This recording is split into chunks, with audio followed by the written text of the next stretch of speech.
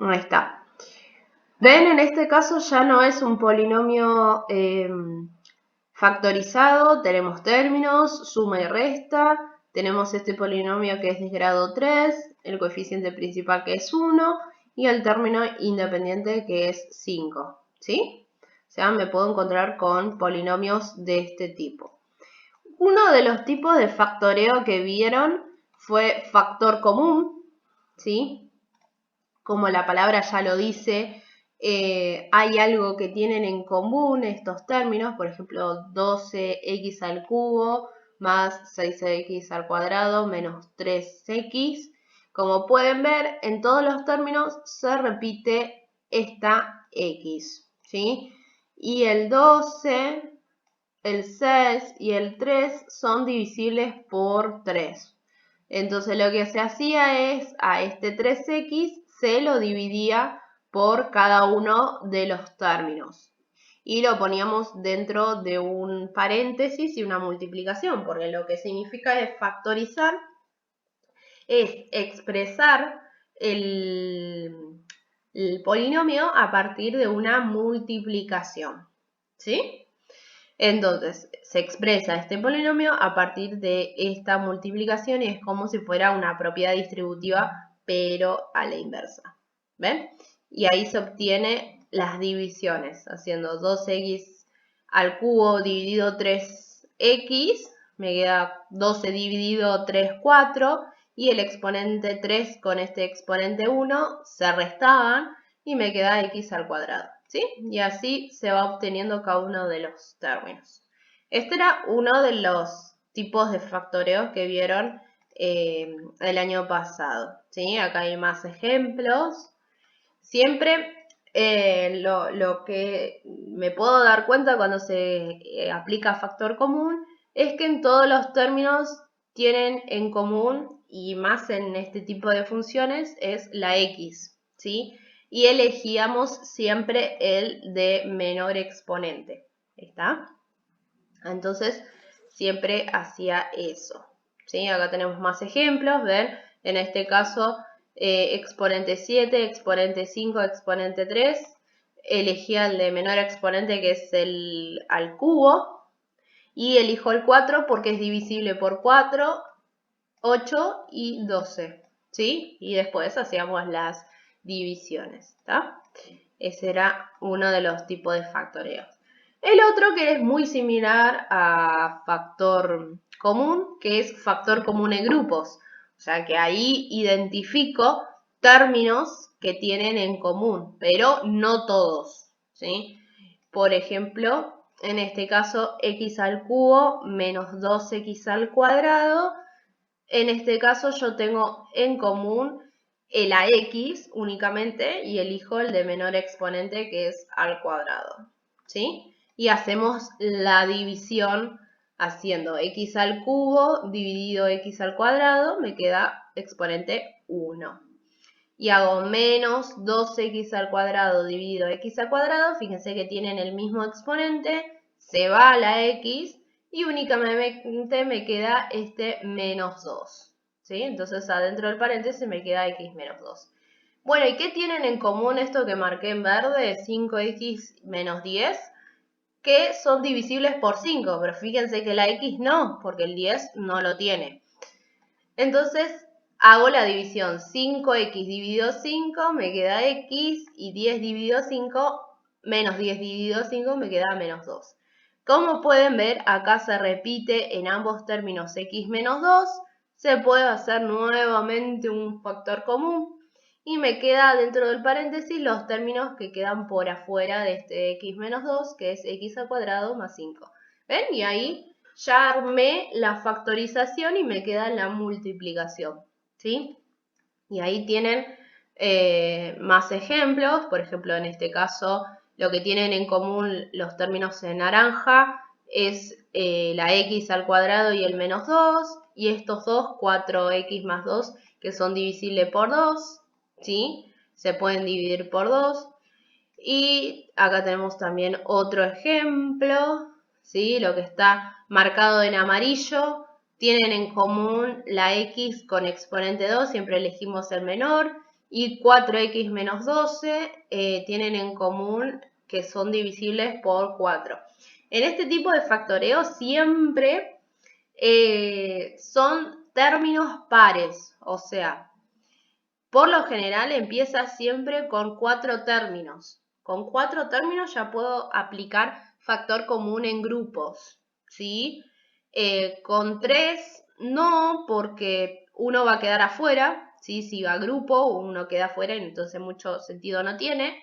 Entonces puede ser 4, 6, ¿sí? Puede ser también 7, bueno, depende. Pero por lo general siempre son números pares. ¿Está? Y acá tenemos otro ejemplo también. Lo que marqué en fucsia tienen en común que el 3 y la x al cuadrado y este 2x más 2 que son divisibles por 2. ¿Sí? Eso lo vieron el año pasado. Entonces, después trabajaron también con este tipo de factoreo que por ahí es un poco más fácil, que es diferencia al cuadrado. Diferencia al cuadrado es cómo identifico cuando tengo dos términos, ¿sí? Simple. Dos términos y uno es negativo, ¿sí? Por eso diferencia. Diferencia viene de la palabra resta, de menos, ¿sí? Entonces, cuando tengo dos términos y se puede aplicar las raíces cuadradas de ambos términos. Por ejemplo, en este caso, la raíz cuadrada de x al cuadrado se simplifica y me queda x, y la raíz cuadrada de 36 me quedaba 6. Entonces, yo expresaba uno como x más 6 y otro como x menos 6. ¿Sí? Este tipo de factoreo por ahí era mucho más sencillo. Acá tenemos otro ejemplo. Sacamos la raíz cuadrada de 9x al cuadrado y me queda la raíz cuadrada de 9, 3. Y la raíz cuadrada de x al cuadrado me queda x. Y luego saco la raíz cuadrada de 100 que me queda 10. Entonces estos dos términos escribíamos uno positivo y otro negativo. ¿Sí? Esto era diferencia al cuadrado. ¿Sí? Esto era un poco más sencillo. Después podíamos identificar también los términos binomio al cuadrado, ¿sí? Que por ahí hay muy pocos casos de estos cuando teníamos un trinomio, ¿sí? Tenemos tres términos y se podía aplicar la raíz cuadrada del primero y del último, entonces lo escribíamos esos resultados y lo elevamos al cuadrado, ¿sí?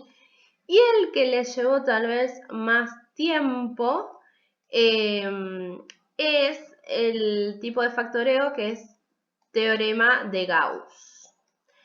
¿Qué nos decía el teorema de Gauss? Era que identificamos las raíces de ese polinomio, que era lo que yo estoy buscando para factorizarlo y escribirlo a partir de una multiplicación, que era a partir de P sobre Q.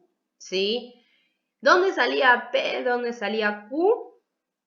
P eran los divisores del término independiente, en este caso el 10, ¿sí? Y bueno, y me fijo cuáles son los números que se pueden dividir por 10. Sabemos que es el 1, positivo y negativo.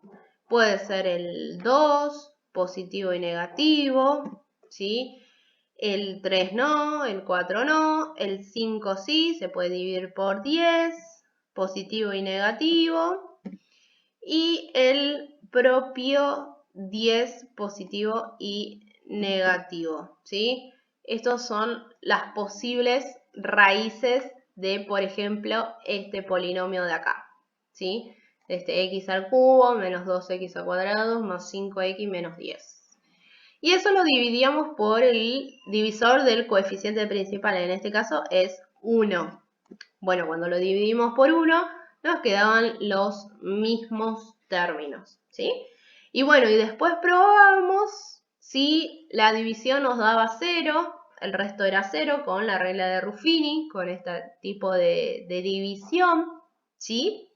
En este caso se reemplazó por 2, se lo dividió por 2. Y fíjense que la división me dio un resto 0, o sea que ahí encontré una de las raíces de este polinomio de acá. Y repetíamos el proceso con estos valores. Seguíamos buscando otras posibles raíces, ¿sí? Por ejemplo, bueno, acá tenemos que el 2 es una raíz, ¿sí? Y podíamos buscar, acá lo apliqué el teorema del resto, también se puede aplicar reemplazando el polinomio, ¿sí? Podíamos seguir esta línea y continuar la división, a ver qué otras raíces podemos encontrar, ¿sí? Y podemos reemplazar, ¿por qué número podemos reemplazar? Con estos que encontré acá, ¿sí? Con estos de acá. Entonces, por ejemplo, no sé, tal vez si tengo 1, 0 y 5 para que el resto me quede 0, tal vez me conviene acá reemplazarlo por tal vez 5 o menos 5 para que para que este resto me quede 0. Podemos probarlo, ¿sí? Recordamos que la división el primero bajaba igual, que era 1. Luego este 1 con el menos 5 se multiplicaba, ¿sí? Y en este caso el resultado de 1 por menos 5 lo poníamos debajo de la siguiente columna, en este caso de 0, y me da menos 5, ¿sí? Entonces lo que sigue es sumar estos resultados. Sumo el 0 y el menos 5, ¿sí? Y vemos que nos queda el propio menos 5, ¿sí? Y repito nuevamente el procedimiento, ese menos 5 lo vuelvo a multiplicar por menos 5, ¿sí? Y ahí me da 25. Bueno, ahí no me da resto 0, ¿sí? Tendría que ir buscando por otros números, ¿sí? Hasta encontrar resto 0. Y así determinar todas las posibles raíces. Tal vez este polinomio solamente tenga una raíz, que es el 2, por ahí no, ¿sí? A ver, ¿por qué otro número lo podemos reemplazar? ¿Por 2? No. ¿Por cuál?